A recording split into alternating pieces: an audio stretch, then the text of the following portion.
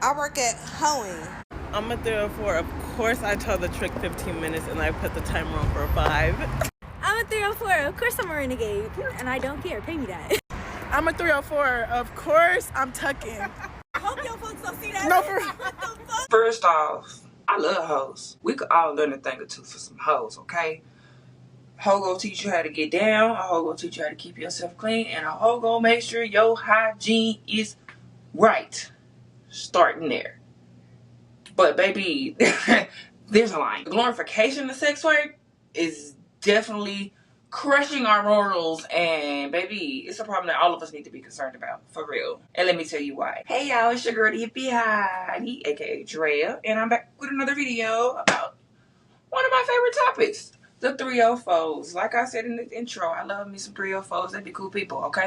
They be real cool. If you don't know what a 304 is, how old are you? Like, seriously, comment down below. Anyway, a 304 is a sex worker. And before we get a little bit deeper into the video, I do want to help y'all out because I learned these terms, for the first time going through these videos. So, let me put y'all on game. Number one, taught y'all what a 304 is. That's a lady of the night, okay? But I would call her escort because it's a difference. And get mad. Y'all can tell us about it in the comments. Two, we're going to know a P. I mean, if we talking about 304s, what's the P? If that connection didn't already make it for you, how old are you? Please click off of this video. You the people I'm trying to protect from this, okay? Number three, also very important because I do believe one of them says it in their videos, is a renegade. That is a 304 without a P, okay? She's a freelancer, an entrepreneur, if you will. Let's get started. So yes, I'm aware that the passport bros and the red pill dudes this topic has been down to this blue in the face, but guess what? I got something to say. With the rise of social media just becoming as prominent in our lives as it is, we are constantly bombarded with the sexy Instagram girls, and every time you look up, there's somebody on Instagram like this.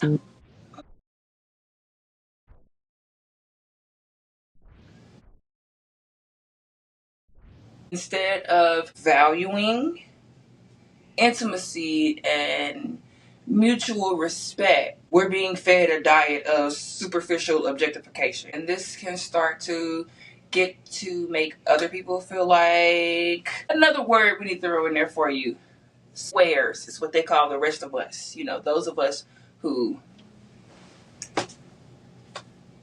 But with social media really normalizing it, now we're seeing that there's also, coincidentally, a rise in unsafe sex practices as people start to see it as a normal and transactional way of life instead of something that is better when it's developed and comes with a healthy relationship attached. When we glorify sex work, we really push women into this position of being reduced to their sexual appeal rather than seen for the complex beings that we are. We're now making it acceptable to view us as something that is just here as a tool for sexual gratification. When we glorify sex work, we're really giving off a warped view of what a relationship is. Rather than promoting a culture of patience, empathy, and love, we're creating a culture of easy money, fast money, using people in objectification. Tonight's 304 earnings.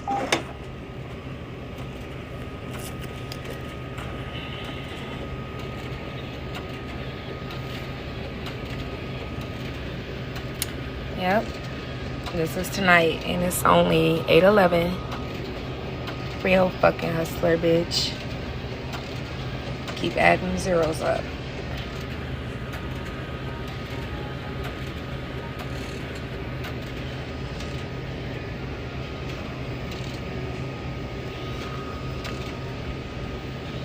I put so much money and it couldn't take it all.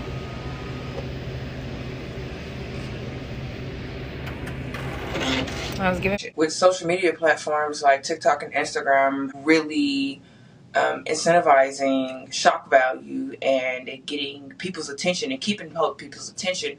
Of course, people are going to come out to with their outlandish ass lives and show you this is something crazy I can do too. And that's particularly damaging for the people who don't even know what a 304 is. Okay, and let me tell you a little bit more about why this is important. So many young women were robbed of girlhood. Me, I got to experience the totality of girlhood.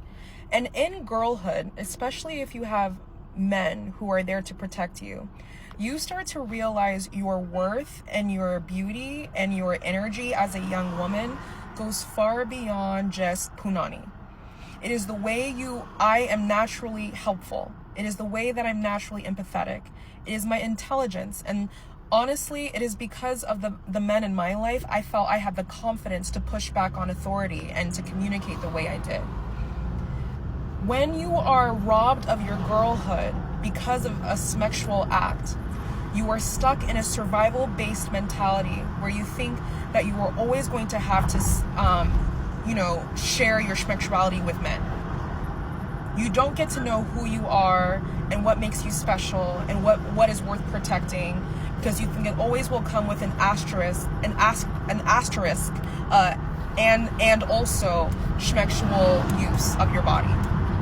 That is why it is a problem to normalize the sexual stuff, because girls do not get to know their value and who they are without always constantly thinking that they have to put their punani on the table. They will never get to know and value their femininity outside of it. So what do you think they're going to do when they engage with men as adults? They're not going to know that a man would love her and value her femininity and her energy simply for the sake of her being. That is the problem. It's really damaging for our kids. They're still forming their identities and trying to figure out who they are and navigating these topics that are then being brought to them in a misconstrued and unhealthy and dangerous way. And it's up to us to make sure that we're protecting our kids, right? Rather than showing what a normal, loving, healthy relationship is, they're promoting this fast money, this fast life of glamour and being objectified. One thing I didn't consider while being a 304 or before becoming one was the emotional trauma that it would cause. And not even because of the clients or the interactions you have, but because of the disconnect from the rest of society that you go through and the mindset that you have to adopt that money is more important than love. It really becomes hard to get intertwined back into society if you decide to stop, because that mindset is hard to reverse. Now, we do have to keep in mind when we are having these kind of discussions that for every culture it's really not the same. Of course, it's one of the oldest professions known to mankind, but in a lot of cultures it is really considered taboo. So there are a lot of people who face stigmas and shame from doing what they perceive to be the only option that they have. Now, rather than them showing that nuance in their lives, they're glorifying it and promoting it, which just keeps those stereotypes alive. And that's especially damaging to marginalized communities who end up falling victim to those stereotypes and into that type of work. I mean, come on, y'all. Y'all saw the videos that I showed y'all. Let's be frank for 2 seconds. Matter of fact, here's another one. I'm a 304. First, I gotta run anytime I hear pigs calling me. I'm a 304. Of course, I only slept for 3 hours and been outside for 12. I'm a 304. Of course, has me the bus one more before I go in. I'm a 304. Of course, my fucking feet hurt. Of course, I'm a customer for not picking me up. Whoop that! I'm a 304. Of course, I asked a for $5 for tacos. Hey! Let me get $5. I'm a 304. Of course, I have a black fluffy jacket. Oh. I'm a 304. Of course, I have every color in this jacket in this. I'm a 304. Of course, I'm gonna have my ass out in 60-degree weather. We're 304s. Of course, we're gonna get chopped for making this video. Everything that glitters is not gold. Just because you see it looking like something on the internet does not mean that that's really what it is. A lot of people have made themselves okay with what they're doing, and they tell themselves this is what they're telling you on the internet every morning to get themselves out there in the cold. It is like, let me see how cold it is in my current city. It's 27 degrees outside, and somebody is outside But Bookie Naked, it is about 7:30. They definitely outside right now, already in the cold, selling just whatever, anything. Matter of fact, instead of telling clients no for the things you don't like doing, just start upcharging for it. Like for me, I hate doing BJs with rubber. Like obviously if you get a QV or like a half an hour and stuff, I'm gonna do it. But I hate doing like just BJs. So, and mind you, with the rubber, I hate that. So I always charge high for it. Do some men pay? Yeah. Do some men say I'm charging an unholy price for a BJ with a rubber? Yeah. But instead of just missing out on money and declining certain services, I just charge an arm and a leg for them. and some people not even saying no to anything. So there we have it. Now, before you sit up and type that, well, aren't you the same girl that said that you're all for what Lenny Phillips is doing? Yes, I am. However, she's not promoting it as something that is glamorous and beautiful. We saw the real. Go back and watch the video. Matter of fact, some people really feel like that's their only option.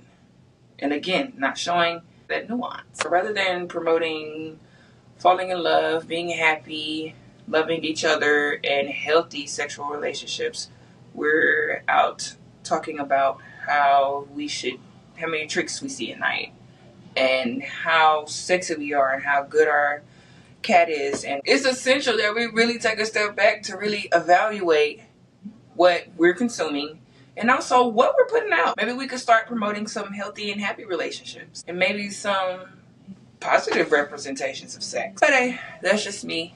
Anyway, y'all, thanks for watching. Let me know below if you've ever been a 304 or you know some 304s. And don't be shy, girl. Like I said, I love the 304s. Okay, we can learn from 304s. I'm not blaming them. I'm just saying that we need to stop putting them on a pedestal. They can put this information out here as much as they want to.